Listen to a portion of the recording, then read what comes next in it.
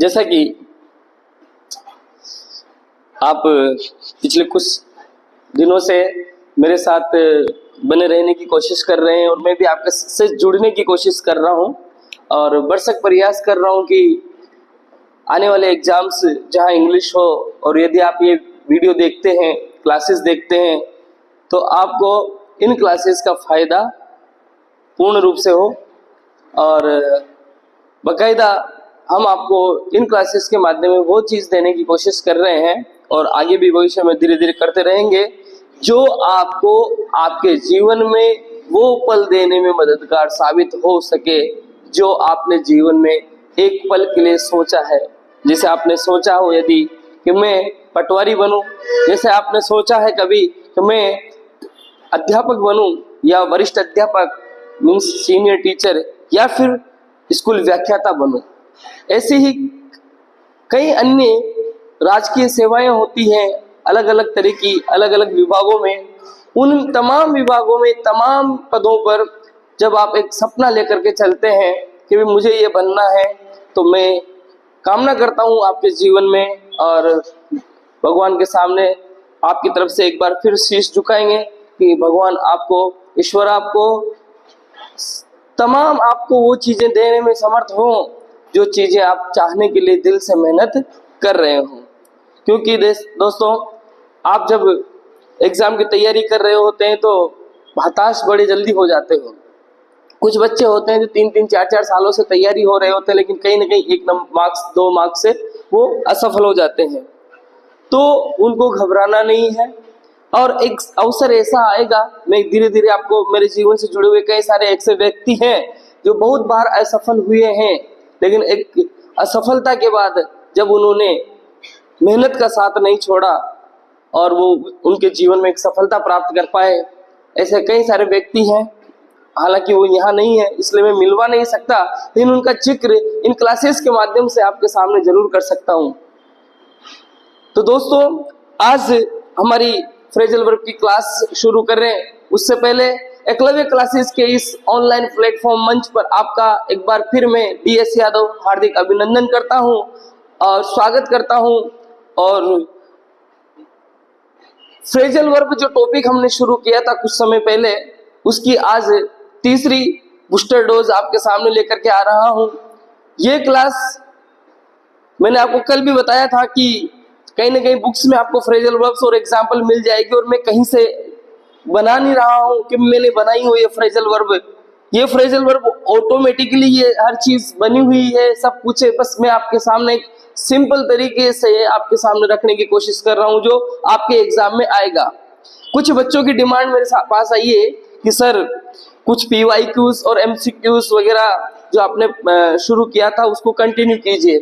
तो इस संडे से हम आपके सामने वो चीजें भी लेकर के आएंगे। डेली एक क्लास वोकैबुलरी की डेली रहेगी, जैसे फ्रेजल वर्ब अभी चल रही है तो ये टॉपिक कंप्लीट हो जाएगा।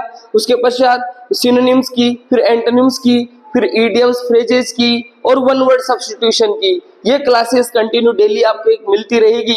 साथ ही में हर रोज आपको एक और इंग्लिश की क्लास मिलने वाली है संडे से, PYQs से रिलेटेड। इंग्लिश के जितने भी टॉपिक आपके चतुर्थ श्रेणी में है या 3rd ग्रेड रीट मेंस में है या फिर 2nd ग्रेड में है, उन सभी टॉपिकों से जुड़े हुए आपको जो जैसे आर्टिकल है, जैसे एक्टिव वॉइस, पैसिव वॉइस है, डायरेक्ट इनडायरेक्ट है, डिटरमिनर्स हैं या नाउन है, प्रोनाउन है, एडजेक्टिव है, जितने भी टेंसेस हैं अपने टॉपिक है इंग्लिश के अंतर्गत, उन टॉपिक से जुड़े हुए वे PYQs जो एग्जाम में आ चुके हैं और बार बार पूछे जाते हैं, हर टॉपिक वाइज क्वेश्चन आपके सामने में लेकर के बहुत जल्द आने वाला हूँ संडे से। तो दोस्तों, थोड़ा सा धैर्य बना के रखिए और हमारे साथ लगातार बने रहिए। एक बार फिर से हम आपका हार्दिक अभिनंदन स्वागत करते हैं एकलव्य क्लासेस के इस ऑनलाइन प्लेटफॉर्म मंच पर और शुरू करते हैं आज की हमारी फ्रेजल वर्ब की तीसरी क्लास, जो कि हमारी होगी ब्रिंग से जुड़ी हुई। कल हमने ब्रेक से जुड़ी हुई पढ़ी थी और आज हम पढ़ने वाले हैं ब्रिंग से जुड़ी हुई फ्रेजल वर्ब्स। दोस्तों ध्यान देना, ब्रिंग एक वर्ब होती है और इस ब्रिंग का अर्थ होता है हिंदी में ब्रिंग मीन्स लाना। ब्रिंग मीन्स लाना, जिसकी सेकंड फॉर्म होती है ब्रॉट। एंड थर्ड फॉर्म भी एज इट इज होती है, brought, bring, brought, brought, bring, brought, brought. लेकिन चूंकि मैंने आपको समझाया है कि यदि वर्ब के साथ में कोई एडवर्ब जुड़ जाए या प्रेपोजिशन जुड़ जाए तो वो अपना अर्थ बदल लेती है, स्वभाव बदल लेती है। तो यहाँ पर ब्रिंग के साथ में जब प्रेपोजिशन एडवर्ब जुड़ेगा तो उसका डिफरेंट मीनिंग हो जाएगा।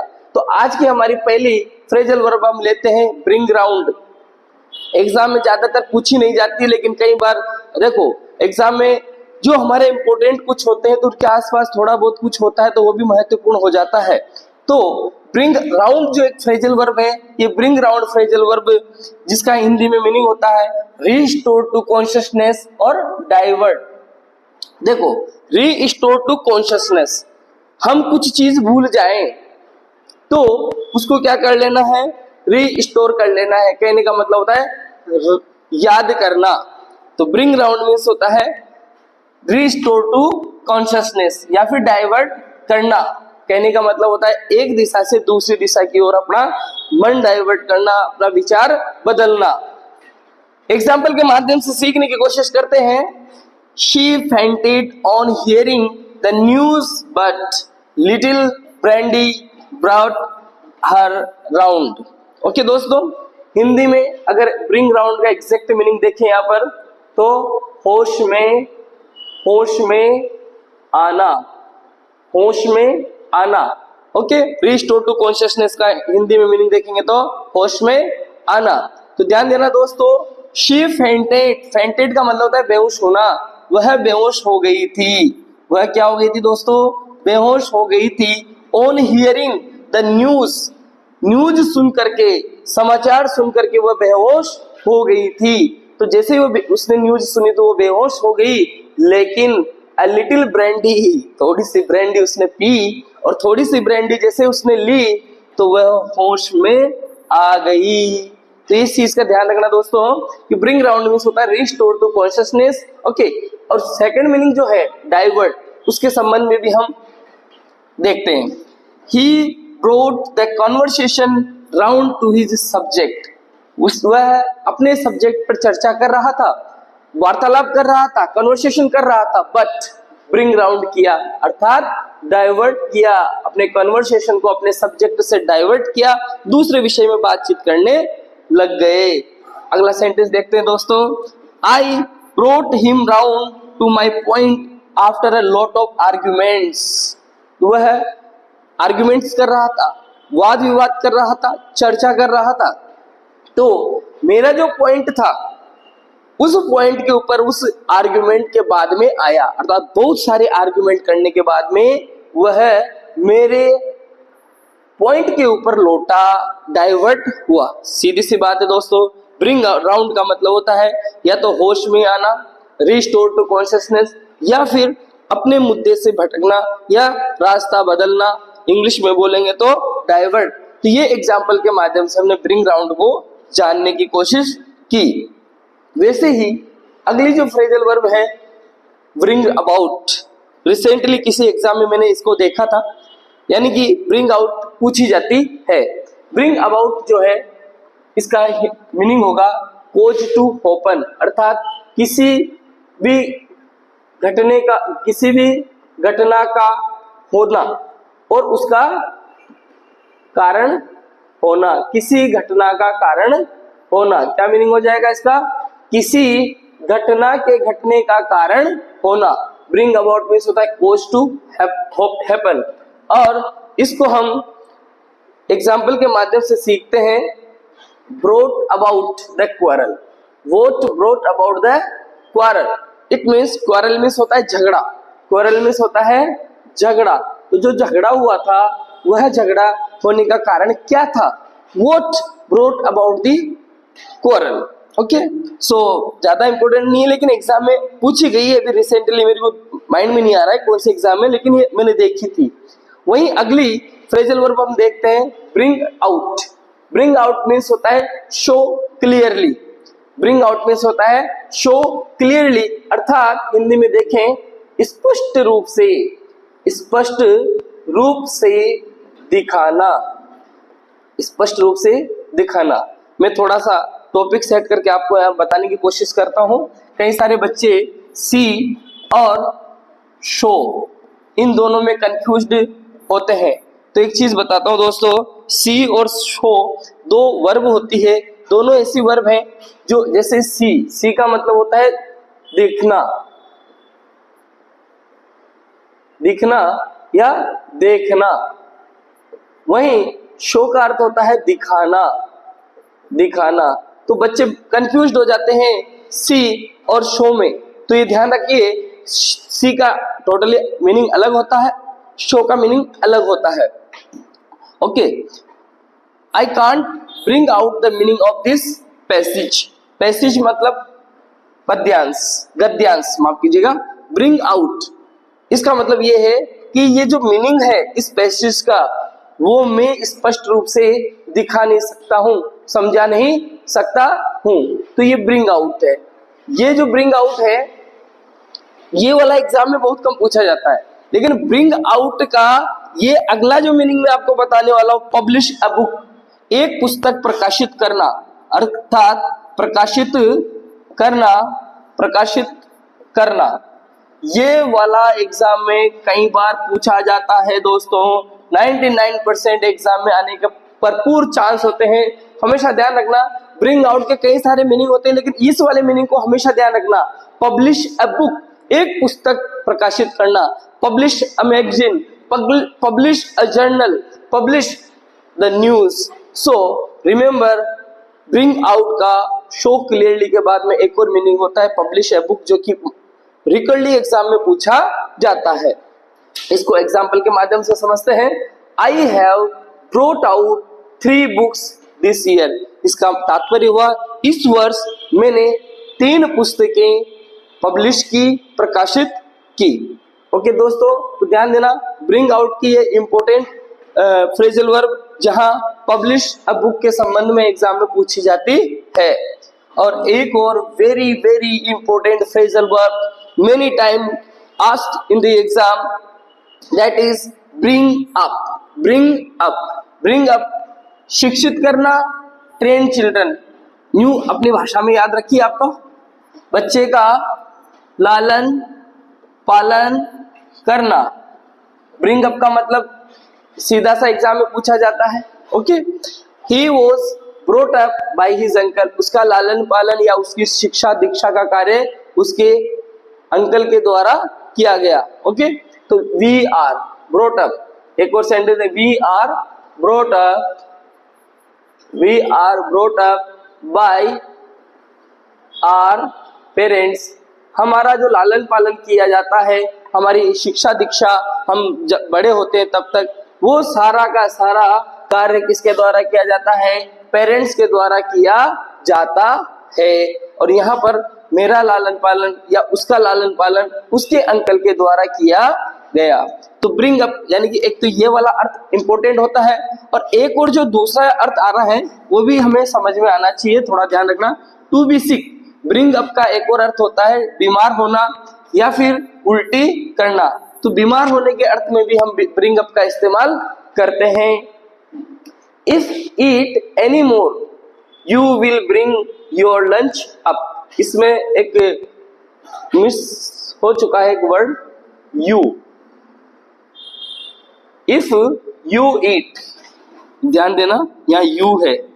If you eat any more, यदि तुमने और यदि तुम और खाते हो तो you will bring up your lunch. तो तुम जो तुम्हारा जो लंच है ना, उस लंच को बाहर निकाल दोगे। कहने का मतलब आप खाना खा लिए हो, 2 चपाती खाने की भूख थी तो 2 चपाती खा लिया आपने।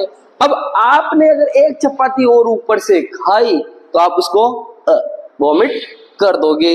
ओके, एग्जाम में नहीं पूछा जाता ये वाला अर्थ, ये वाला एग्जाम में ब्रिंग अप का पूछा जाता है। जैसे मैंने अभी बताया था ब्रिंग आउट का कि पब्लिश ए बुक वाला पूछा जाता है, और ब्रिंग अप का एजुकेट एंड ट्रेन चिल्ड्रन वाला पूछा जाता है। अगली हमारी फ्रेजल वर्ब है ब्रिंग डाउन। ब्रिंग डाउन का मतलब होता है रिड्यूस प्राइसेस। ये एग्जाम में पूछा हुआ है, एग्जाम में पूछा हुआ है ये फ्रेजल वर्ब। ब्रिंग डाउन का मतलब होता है प्राइसेस, अर्थात कीमत में कमी करना, कीमत में कमी करना, किसी की कीमत में कमी करना। प्राइसेस को रिड्यूस करना, गिराना, कम करना। तो ब्रिंग डाउन, बोलिए bring down, bring down, bring down, इसका मीनिंग होता है रिड्यूस प्राइजेस। और इस फ्रेजल वर्ब को भी हम कई बार एग्जाम में देखते हैं। और अगर इसका हम प्रयोग के माध्यम से सीखना चाहें तो ध्यान देना, ब्रिंग डाउन जो है, जैसे समझना, the government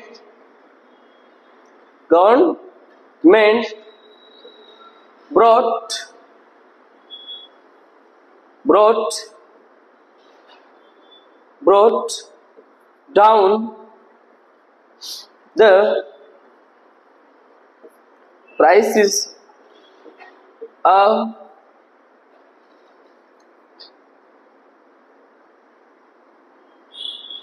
garlic last year। हालांकि ये एक विपरीत सेंटेंस मैंने लिखा है। एग्जाम में जनरली जब पूछा जाता है तो ब्रिंग डाउन का अर्थ होता है प्राइस रिड्यूस करना। पिछले साल वैसे लहसुन की कीमतें बढ़ी थी, लेकिन मैंने यहाँ पर विपरीत लिखा है उसके। हमने सिर्फ समझना है कि गवर्नमेंट जो है, गवर्नमेंट ने ब्रिंग डाउन कर दी है, क्या की है, प्राइसेस ऑफ गार्लिक, लहसुन की, लास्ट ईयर। तो इस सेंटेंस के माध्यम से हमने ब्रिंग डाउन का जो मीनिंग है जानने की कोशिश की है। और अब आगे बढ़ते हैं और हमारी जो अगली फ्रेजल वर्ब है जो एग्जाम में पूछे जाने के चांसेस रहते हैं, ब्रिंग ऑन, जिसका मीनिंग होता है हेल्प टू प्रोड्यूस, अर्थात उत्पादन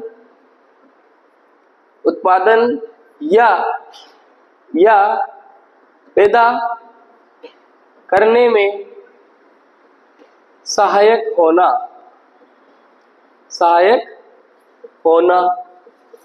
उत्पादन करने में या फिर किसी चीज का जो हो नहीं रही है उसका हो जाना।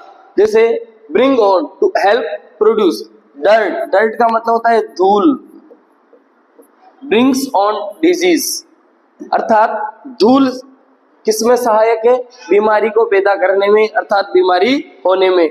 तो इसलिए हम क्या करते हैं, डर्ट से बचने की कोशिश करते रहते हैं।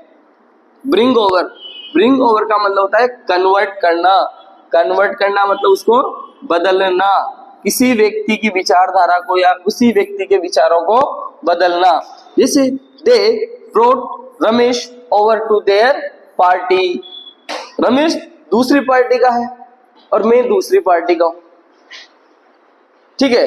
तो कुछ लोग आए और उन्होंने क्या किया, रमेश के ऊपर समझाइश की, उसको प्रभावित किया, और वह जो रमेश था उसने अपनी पार्टी छोड़ करके दूसरी पार्टी ज्वाइन कर ली। अर्थात जैसे यूं कह सकते हैं, they brought Ramesh over to their party, उन्होंने रमेश को उनकी पार्टी में शामिल कर लिया। तो ध्यान देना, ब्रिंग ओवर का मतलब होता है कन्वर्ट करना, एक विचारधारा को छोड़ करके दूसरी विचारधारा में शामिल करना। वहीं अगली फ्रेजल वर्ब के बारे में डिस्कस करेंगे तो ब्रिंग अंडर का मतलब होता है कंट्रोल करना, कंट्रोल करना।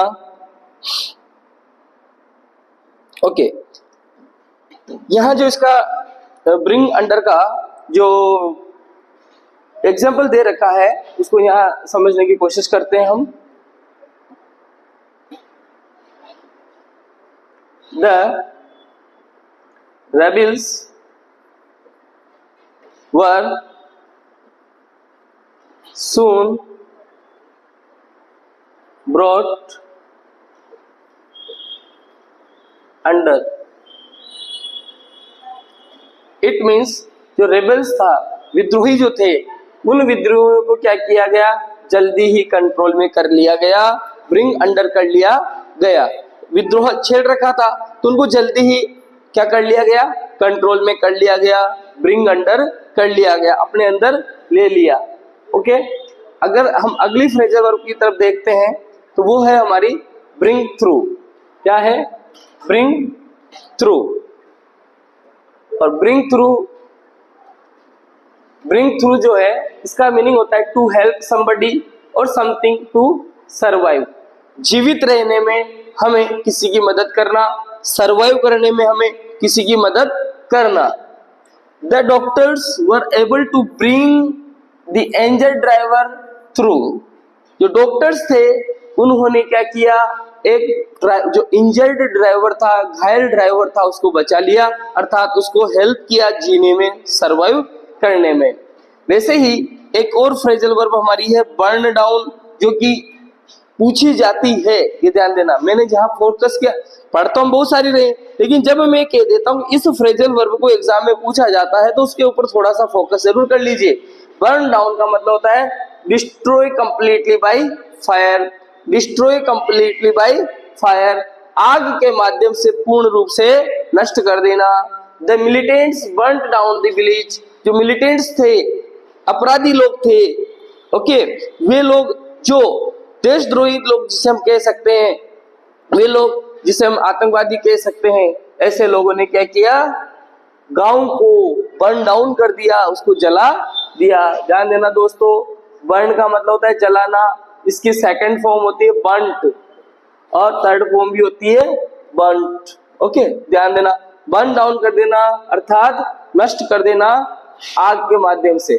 ओके दोस्तों, तो आज की हमारी ये जो क्लास थी फ्रेजल वर्ब की, जिसमें हमने ब्रिंग से जुड़ी हुई कुछ फ्रेजल वर्ब्स याद करने की कोशिश की है। मैं आपको एक बात बताना चाहता हूं कि इंग्लिश में एक सेंटेंस है, अपॉर्चुनिटी कम्स बट वंस। कुछ बच्चों के दिमाग में ये रहता है कि ठीक है, ये वैकेंसी है, ये तो निकल जाएगी, फिर अगली वैकेंसी आएगी, उसमें मैं तैयारी कर लूंगा। कंपटीशन में ऐसा बिल्कुल नहीं होता है, और जो ऐसा सोच करके चलता है उसका कंपटीशन में, किसी भी एग्जाम में, किसी भी प्रतियोगी परीक्षा में उसको सफलता नहीं मिलती है। उसको जब तैयारी करने लगे तो उसको एक चीज सोच करके चलनी चाहिए, अपॉर्चुनिटी कम्स बट वंस। ये अवसर आया है मेरे लिए, ये आखिरी बार आया है, क्योंकि अवसर जीवन में एक बार ही आता है। हम फॉर्म बहुत सारे भरते हैं, लेकिन दिल और जान से मेहनत करेंगे, हर वैकेंसी को न्यू सोच करके देंगे कि ये आई है, बस ये आखिरी है। इस आखिरी शब्द में इतना दम होता है दोस्तों कि आपसे इतनी मेहनत करवाती है, आपके एग्जाम में जो क्वेश्चंस आते हैं उनको इतने आसानी से हल करवाती है, बिना टेंशन के हल करवाती है, बिना प्रेशर के साथ। बस यूं सोचिए कि ये अवसर है, इस अवसर को मैं भुनाऊंगा और सफलता पा करके रहूंगा। दोस्तों, आज की क्लास को हम यहीं पर विराम देते हैं और कोशिश करते हैं आपके लिए और बड़े से बड़े क्लास बनाने की। फ्रेजल वर्ब चल रही है, जैसा कि मैंने शुरुआत में कह दिया है कि संडे से हम आपके लिए PYQs मतलब प्रीवियस ईयर क्वेश्चन जो पहले एग्जाम में आ चुके हैं वो लेकर के आने वाले हैं, टॉपिक वाइज लेकर के आएंगे। जैसे हम अभी हमारी ऑफलाइन क्लास में आर्टिकल का टॉपिक पढ़ रहे हैं, तो आर्टिकल से जुड़ी हुई PYQs संडे के दिन लेकर के आएंगे, और उसके बाद में जब हमारा फ्रेजल वर्ब का टॉपिक हो जाएगा तो इसकी PYQs लेकर के आएंगे। तो दोस्तों, आपका बहुत बहुत शुक्रिया, बहुत बहुत आभार व्यक्त करते हैं कि आप हमारे साथ जुड़ रहे हैं, और कोशिश करेंगे कि आपके एग्जाम में आपको सफल बनाने में मदद करें। ऐसी वीडियोस, ऐसी क्लासेस हम आपके लिए बनाते रहें, और आप आपकी राय कमेंट बॉक्स में जरूर बताएं। और हमारे एकलव्य क्लासेस बांसवाड़ा को अगर आप ऑफलाइन हमसे पढ़ना चाहते हैं तो ज्वाइन करें। आपका बहुत बहुत स्वागत है। Thank you very much. आपका दिन मंगलमय हो, शुभ हो। Have a nice day. खुश रहें, मस्त रहें।